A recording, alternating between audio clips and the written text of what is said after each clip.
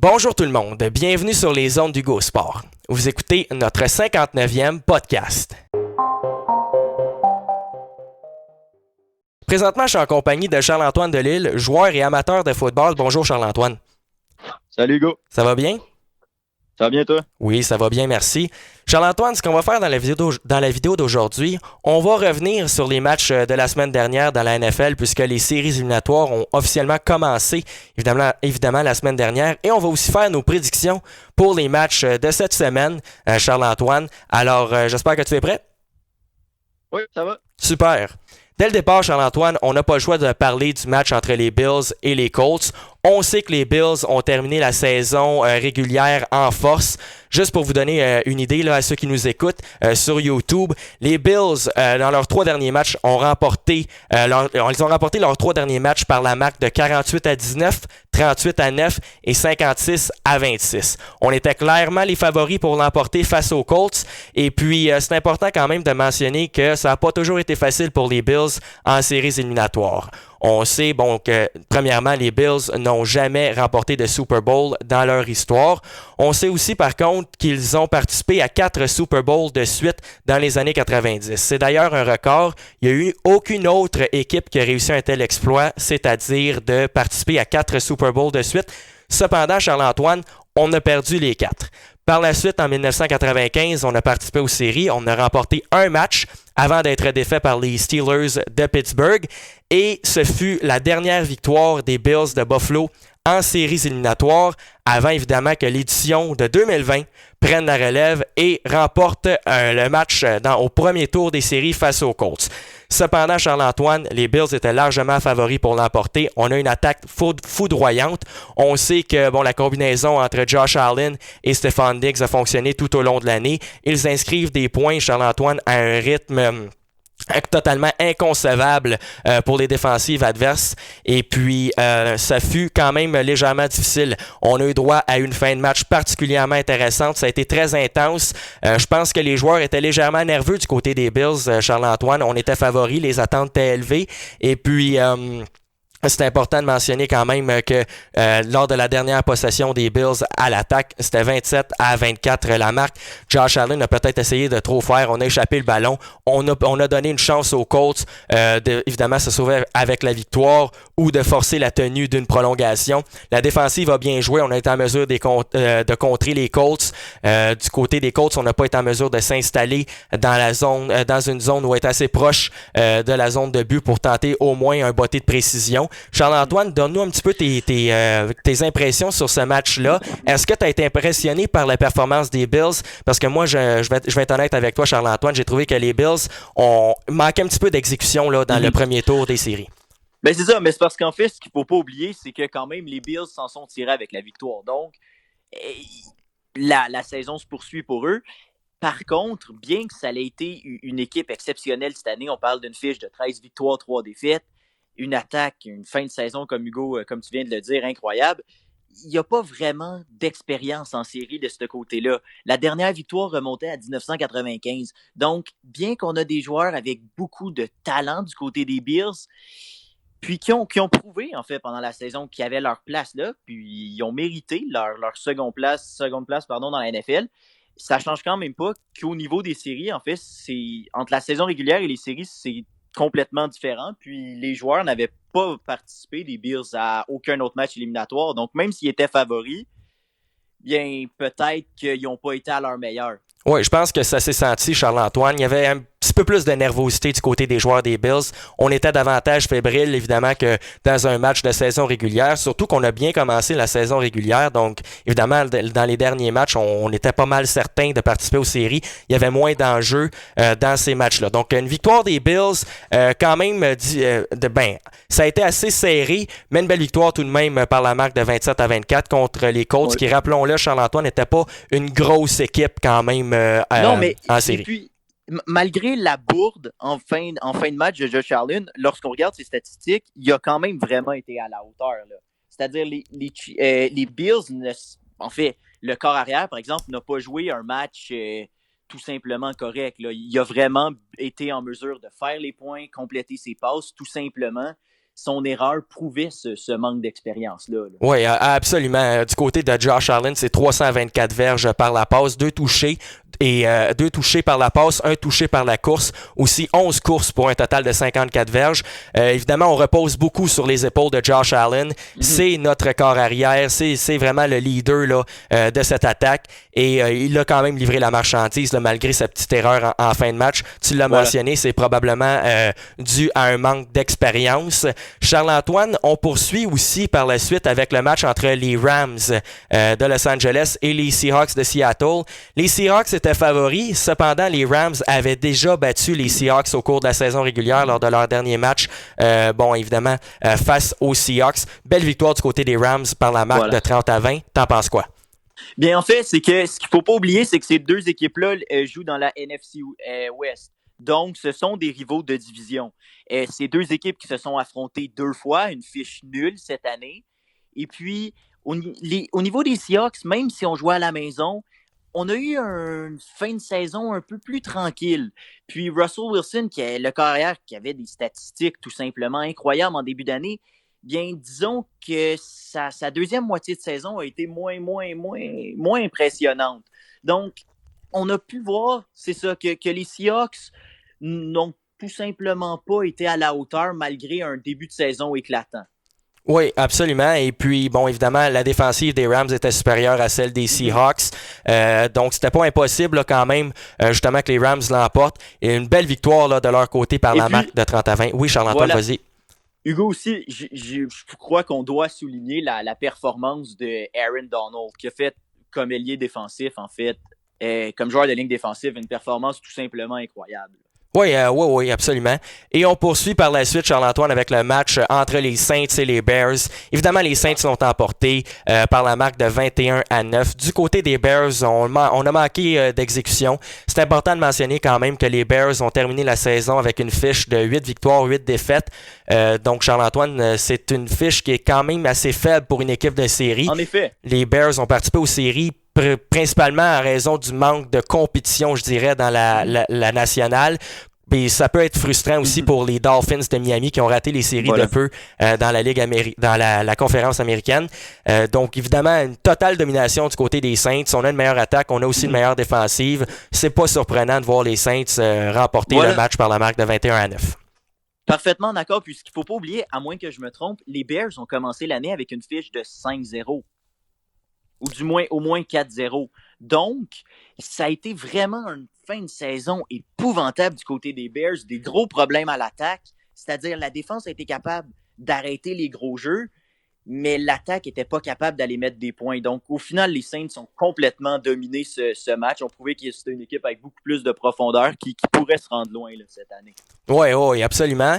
Et évidemment, un autre match qui a suscité l'intérêt de plusieurs, c'était évidemment le match entre les Buccaneers et l'équipe de football de Washington. Tom Brady, premier match dans le nouvel uniforme de Tom Brady en séries éliminatoires. Belle victoire du côté des Buccaneers par la marque de 31-23.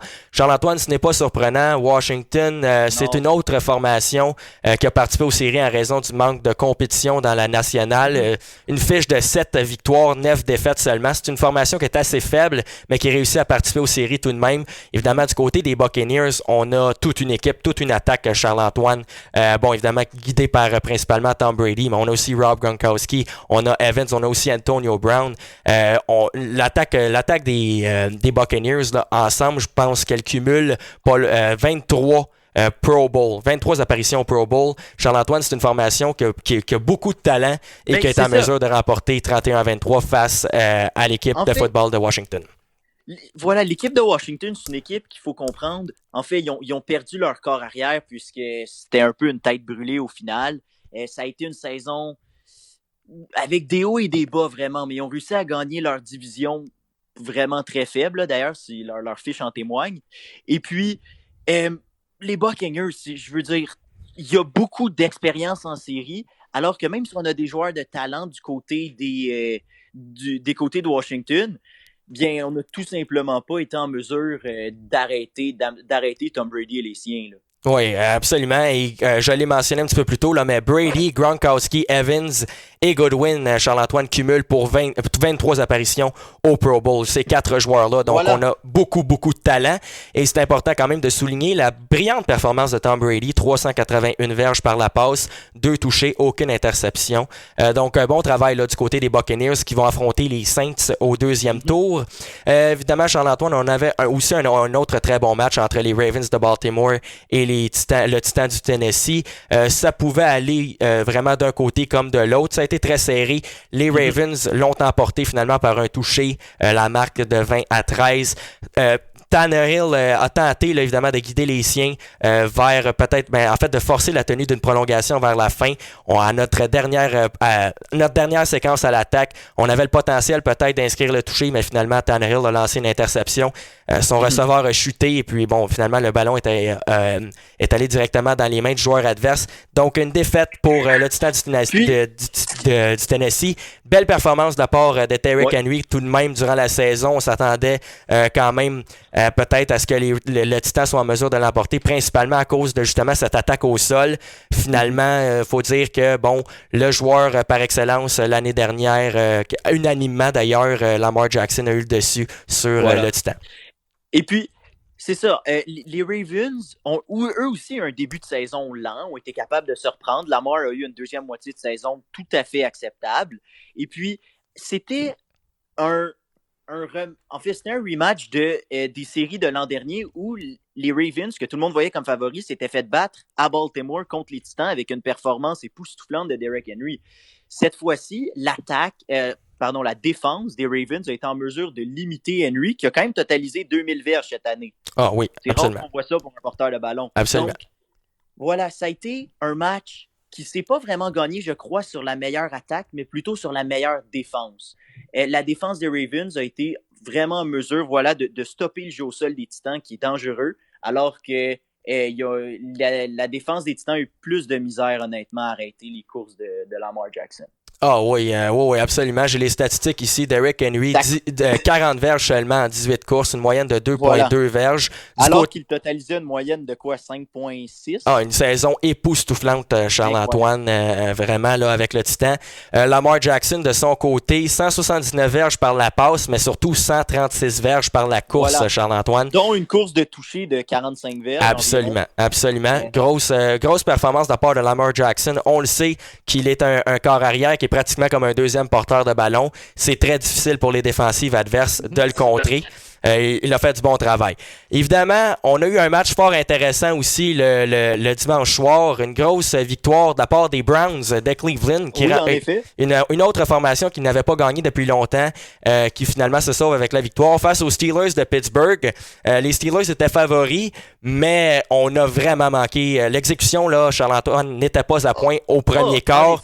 Les Browns ont forcé plusieurs revirements, plusieurs interceptions. Charles-Antoine, on menait par la marque de 28-0 à la fin du premier quart. C'est un record pour le plus grand nombre de points inscrits en un quart en séries éliminatoires. Gros travail du côté des Browns, vraiment là, qui ont parti le match. Ils étaient très très forts dès le début de la partie et évidemment les Steelers n'ont pas été en mesure là, de rattraper cet écart-là qui a été créé évidemment après ce premier quart difficile là, pour les Steelers. Voilà, et puis ce qui est intéressant, c'est qu'encore une fois, ce sont deux rivaux de division, donc des équipes qui se sont affrontées 2 fois en saison régulière. Les Steelers ont eu le dessus la première fois. La dernière fois, le dernier match de la saison régulière, oui, les Browns ont gagné, mais c'était avec l'équipe B des Steelers, ou du moins, le corps arrière n'était pas là. Oui, absolument. Alors que là, en série, plusieurs erreurs, des crampes au cerveau. On se serait cru de temps en temps dans un match. Le premier quart des Steelers ressemblait plus à un match du secondaire qu'à un match de la NFL. Oui, absolument. Par contre, Roethlisberger s'est quand même bien repris par la suite. Charles-Antoine, il totalise 501 verges par la passe, ce qui est incroyable. 4 passes de toucher, ce qui est très bon, mais malheureusement, 4 interceptions aussi, là, principalement au premier quart, qui ont coûté la victoire aux Steelers. Oui, parce que c'est ça, on a bien beau être possiblement une meilleure équipe, on ne peut pas rattraper un déficit de 28 points au premier quart. Ah oui, absolument. On devait limiter les erreurs. Ça n'a pas été le cas là, clairement au premier quart. Maintenant, Charles-Antoine, on va faire nos prédictions pour la semaine suivante, donc la semaine qui s'en vient, en fait. Les Rams contre les Packers. Les Rams, une des meilleures défensives dans la NFL, face aux Packers qui ont fini au premier rang, Charles-Antoine, à la suite de la saison régulière. On le sait, Aaron Rodgers a connu une saison extraordinaire. Il est le favori pour remporter le titre du joueur le plus utile à son équipe. Va-t-il être en mesure de guider les siens vers la victoire? Je pense que oui, Charles-Antoine. Ah, moi aussi, parce que c'est-à-dire, bien que la défense des Rams ait fait ses preuves, l'attaque des Packers est tout simplement exceptionnelle. C'est-à-dire, ils ont un porteur de ballon qui, honnêtement, a des excellentes statistiques. Il y a Rodgers, comme tu viens de le mentionner, qui s'enligne pour gagner le MVP cette année. On a Adams, un receveur incroyable. Il y a énormément de profondeur à l'attaque de ce côté-là. Et puis, c'est aussi, en fait, une attaque qui n'a pas seulement des joueurs talentueux, mais aussi beaucoup d'expérience. Oui, absolument. C'est une formation qui est habituée de, évidemment, participer à des matchs éliminatoires. Je pense que, malgré la présence des Rams au Super Bowl, je crois que c'est en 2018, je pense quand même que les Packers vont avoir le dessus cette semaine. Un autre match intéressant, c'est celui entre les Bills et les Ravens. Les Bills, on le sait, on l'a mentionné, ont eu un match peut-être un petit peu plus difficile au niveau de l'exécution dans la première semaine. Charles-Antoine, est-ce qu'on va être en mesure d'aller chercher la victoire face à Baltimore? J'aurais tendance à te dire oui, puisque, oui, il y a eu quelques erreurs, on s'en est tiré avec la victoire, c'est sûr, mais les Ravens ne sont pas aussi époustouflants que l'an dernier, bien que Lamar, c'est sûr que par contre, défensivement, il va falloir contrôler les courses de Lamar Jackson. Si ça réussit à être fait, je veux dire, je crois que l'attaque des Bills, bien qu'elle n'ait peut-être pas joué son meilleur match la semaine dernière, va être en mesure d'inscrire des points. Oui. Puis on va être aussi en mesure de contrôler ce match-là du côté de Buffalo. Oui, effectivement, Charles-Antoine. Je suis en accord. L'attaque des Bills a fait ses preuves, évidemment, au cours de la saison régulière. Évidemment, lors du premier match contre les Colts, je pense que les joueurs étaient un petit peu plus nerveux, un petit peu plus fébriles aussi. Ça a causé, évidemment, ce match peut-être un petit peu plus serré. Voilà. On s'attendait à ce que les Bills l'emportent plus facilement, mais l'important, tu l'as mentionné, c'est qu'ils se sont sauvés avec la victoire. Et puis, je crois, 2 petites secondes, Charles-Antoine, je crois tout simplement que les Bills vont être en mesure d'inscrire beaucoup de points au tableau. Ils l'ont fait tout au long de l'année et je pense que cette attaque qui est bourrée de talent va être en mesure de, évidemment, se sauver avec la victoire face à Baltimore. Charles-Antoine, tu voulais ajouter quelque chose? Oui, voilà, en fait, c'est tout simplement possible que ce premier match d'éliminatoire soit tout simplement ce qu'on peut presque qualifier d'un échauffement. Oui, absolument. C'est-à-dire, c'était une première expérience pour beaucoup de joueurs. Là, maintenant, c'est fait. Et puis, la saison se poursuit. Puis, on y va une semaine à la fois. Oui, et progressivement, les matchs deviennent de plus en plus durs. On doit être en mesure de performer. Je pense que les Bills ont le talent pour le faire. Un autre match, Charles-Antoine, qui va être fort intéressant, c'est évidemment celui entre les Chiefs et les Browns. Les Browns reviennent d'une victoire, une grosse victoire face aux Steelers. Les Chiefs, évidemment, ont terminé au premier rang à la suite de la fin de la saison dans la NFL. Ils ont eu un bye. Moi, Charles-Antoine, j'ai toujours l'impression que la formation qui a un bye va avoir un début de match peut-être plus difficile ou peut-être plus lent. Je pense que tu vas être d'accord avec moi. Évidemment, parce qu'on n'a pas joué un match, on a eu une semaine de repos, je m'attends à ce que les Chiefs aient un début de match peut-être un petit peu plus lent, mais tout de même, avec la meilleure attaque de la NFL, guidée par Patrick Mahomes, j'ai vraiment l'impression que les Chiefs vont être en mesure de remporter le match.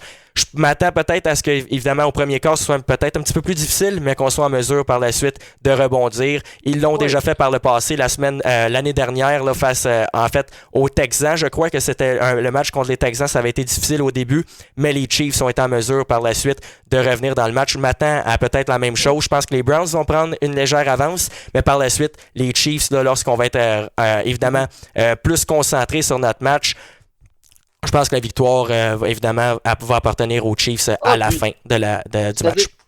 Pour ça, je suis parfaitement d'accord. C'est-à-dire, le bye va donner à l'équipe qui l'a une série d'avantages. Comme on est assuré de jouer à la maison jusqu'au Super Bowl si on s'y rend, on est qualifié directement pour le deuxième tour des séries. Mais comme tu dis, c'est ça. Ça nous donne une semaine de plus d'inaction, du moins 100 parties. Donc, ça peut. On peut arriver là au premier quart et être rouillé. Par contre, les Chiefs ont beaucoup plus de talent. Ils ont perdu En fait, ils ont une fiche de 14-2, mais le dernier match, ils faisaient jouer leur équipe B. Donc, ils ont une seule défaite contre des rivaux de division cette année. C'est une attaque et il ne faut pas oublier une défense incroyable aussi. Donc, même si le début de match est plus lent possiblement pour les Chiefs, il y a juste plus d'un talent d'un côté de la balle que de l'autre. Là. Ah oui, absolument. Les Chiefs, selon moi, vont l'emporter. Puis toi aussi, là, face aux Browns. Et puis un autre match qui va être super intéressant à surveiller. Je pense que c'est le meilleur match de la fin de semaine, Charles-Antoine. C'est celui entre les Buccaneers et les Saints. Deux grands corps arrière qui s'affrontent, Tom Brady et Drew Brees. Les Saints sont peut-être plus avantagés, j'ai l'impression, au niveau de la formation. C'est pour ça que je vais dire que les Saints vont l'emporter. Je pense qu'on a tout simplement une meilleure défensive. Évidemment, les Saints ont aussi affronté les Buccaneers au cours de la saison. Si je ne me trompe pas, ça a été deux victoires assez faciles face aux Buccaneers. Donc évidemment, je m'attends à ce que les Saints soient en mesure de se sauver avec la victoire en séries éliminatoires. Tout de même, ce n'est pas impossible que Tom Brady en série, on connaît Charles-Antoine, évidemment, Tom Brady en séries éliminatoires, son niveau de jeu, évidemment, est complètement incroyable. Il est le corps arrière avec le plus de Super Bowl remportés dans l'histoire. On le sait qu'il est en mesure, évidemment, de performer en séries éliminatoires. Là, va-t-il, évidemment, être en mesure de guider les siens vers la victoire? Ça va être intéressant de voir, mais tout de même, je pense que ce n'est pas donné là, pour les Saints parce qu'on affronte le plus gros corps arrière de l'histoire. Là. Mais c'est ça, parce que, en fait, si on regarde plusieurs statistiques, c'est possiblement 2 des 3 meilleurs carrières de tous les temps qui vont s'affronter dimanche ou samedi. Ouais. Donc, puis ce sont des rivaux de division. Ils se sont déjà affrontés 2 fois. Les Saints se sont tirés 2 fois avec la victoire aussi. Donc, j'imagine que les Saints vont réussir à l'emporter. Ils ont une défense et une attaque incroyable année après année. Toutefois, les Saints ont souvent eu plus de difficultés en série. On peut penser il y a quelques années, en fait, ils ont perdu sur le dernier jeu du match contre les Vikings du Minnesota. Sinon, contre les Rams, une pénalité qui n'avait pas été qui n'avait pas été décernée. Oh oui, absolument. Clairement, une mauvaise décision de la part des officiels. Une mauvaise décision des arbitres. On leur a volé la rencontre cette fois-là. Donc, c'est ça. Il y a peut-être un petit peu de... Lorsqu'on va regarder l'historique des Saints en série, bon, que ce soit les arbitres ou un mauvais match ou un peu de malchance, on ne s'en tire pas souvent avec la victoire tant que ça, même si on a une saison régulière solide, puis même si sur papier, on est un excellent club avec beaucoup d'expérience. Oui. Mais j'y vais quand même pour les Saints. Exactement. Je pense, moi aussi, je vais y aller pour les Saints. Je pense que c'est eux autres qui vont remporter le duel. Mais il faut quand même s'attendre à ce que les Buccaneers livrent tout un match. Je pense que ça va être un match très serré. Parce qu'encore une fois, Tom Brady en séries éliminatoires, c'est très rare, Charles-Antoine, qu'il n'est pas en mesure de réussir les jeux clés. Et je m'attends à ce que, évidemment, contre les Saints, ça se poursuive. Donc, je pense que ça va être un match très, très, très serré. Évidemment, la défensive des Saints va devoir être en mesure de contrer Tom Brady si on veut se sauver avec la victoire et participer par la suite au match la semaine prochaine. Oui. Bien que ce soit 2 attaques incroyables qui s'affrontent, je crois qu'encore une fois, ce qui va déterminer le vainqueur de ce match, c'est pour ça que j'y vais avec les Saints, ça va être la meilleure défense des 2 clubs. Oui, absolument. Et Charles-Antoine, c'est ce qui va conclure le podcast. Merci beaucoup d'avoir été avec nous. Ça fait plaisir. Et puis, on aura l'occasion de s'en reparler, justement. On aura l'occasion de s'en reparler de football parce que le Super Bowl approche à grands pas. On a déjà fait nos prédictions pour la semaine prochaine. Puis, on va peut-être se reparler la semaine prochaine pour voir par la suite quelles équipes vont selon nous s'affronter au Super Bowl. Et puis... je t'ai déjà remercié, mais merci encore une fois, Charles-Antoine, ça a été fort agréable. Et puis, si vous avez apprécié la vidéo, ne vous gênez pas pour la liker, pour vous abonner à la chaîne, pour interagir avec nous dans les commentaires. Et puis, on va se revoir dans une prochaine vidéo. Ne vous gênez pas aussi pour nous donner vos prédictions pour les matchs de la semaine prochaine dans la NFL. Donc, merci beaucoup. Merci à toi, Hugo. Merci, Charles-Antoine. Salut. Merci, bye-bye.